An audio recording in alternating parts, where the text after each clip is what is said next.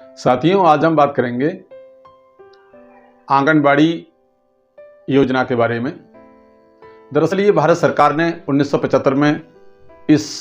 योजना की स्थापना की, इसकी शुरुआत की। और ये दरअसल इसमें लगभग 6 योजनाएं बनाई गई थी, जिनका जो लाभ मिलना था वो इस तरीके से मिलना था कि पूरक पोषाहार, पोषण एवं स्वास्थ्य परामर्श, टीकाकरण, स्कूल पूर्व शिक्षा, स्वास्थ्य जांच। इस तरह से इन योजनाओं को ग्रामीण क्षेत्र में गरीब बच्चे एवं गरीब महिलाओं तक पहुंचाने का एक सरकार ने एक प्लान बनाया। तो इसके तहत जो है गांव में लोगों के पास ये चीज़ें पहुंची, और जो आंगनबाड़ी जो कार्यकर्ता या जो सहायिका जो होती हैं, पहले तो ये बता दें कि उनके कर्तव्य क्या क्या होते हैं और उनको सैलरी कैसे कितनी मिलती है, क्योंकि आम लोगों को ये पता होना चाहिए, तभी फिर उनसे कह भी पाएंगे। आम लोगों को ये भी पता होना चाहिए कि आम लोगों के जो गांव में होते हैं उनके अधिकार क्या क्या हैं और इनके कर्तव्य क्या क्या हैं। तो एक आंगनबाड़ी कार्यकर्ता को 8,000 रुपये सैलरी मिलती है प्रति माह, और जो सहायिका जो होती है, कार्यकर्ता की जो सहायिका होती है, उनके लिए 4,000 रुपये सैलरी मिलती है। तो मानदेय होता है, सैलरी कह दें या मानदेय कह दें, लेकिन ये जो होती हैं संविदा पे काम करती हैं। तो यहाँ एक बिल्डिंग दिखाई जाती है, जो इमारत होती है वो दिखाई जाती है, उसका अपना एक मापदंड होता है कि इतने में होना चाहिए, और उसमें बहुत सारी चीज़ें ऐसी होती हैं जो बच्चों के खेल से संबंधित और बच्चों के पोषण से संबंधित वो चीज़ें दी जाती हैं बच्चों के लिए। अब चूँकि भारत में ग्रामीण क्षेत्र में गांव में इन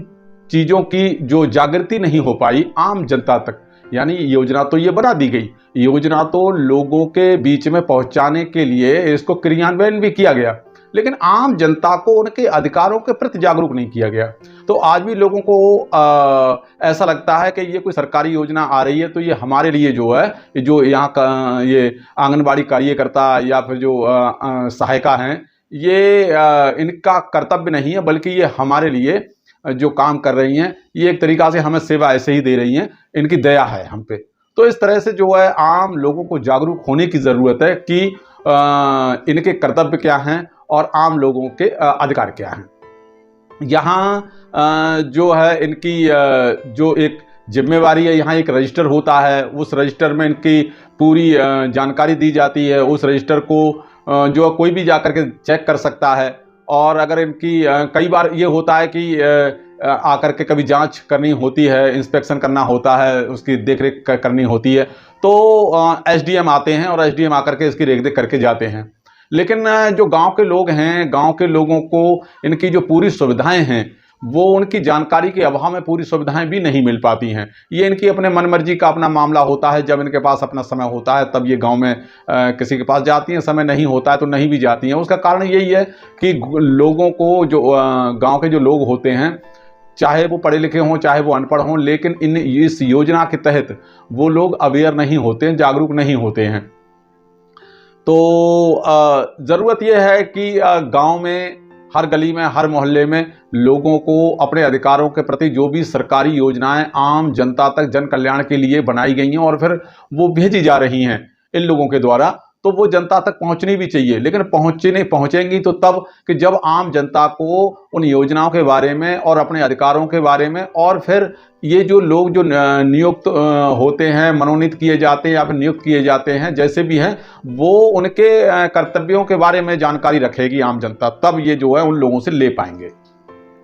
यहाँ बहुत ज़रूरत है लोगों को ये जो सरकारी योजनाओं की, जो खास तौर से ये आंगनबाड़ी के तहत जो योजनाएं बनाई गई हैं, उन योजनाओं को जानना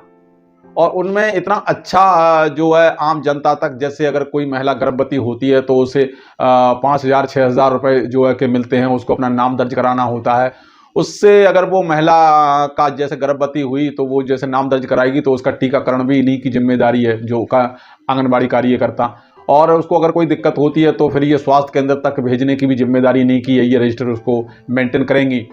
तो इस तरह से जो है, अच्छा जब जब ये बच्चे का जन्म हो जाता है, डिलीवरी हो जाती है महिला की, तो भी इन्हीं की जिम्मेवारी बनती है कि उस बच्चे का एक तो टीकाकरण के लिए समय पर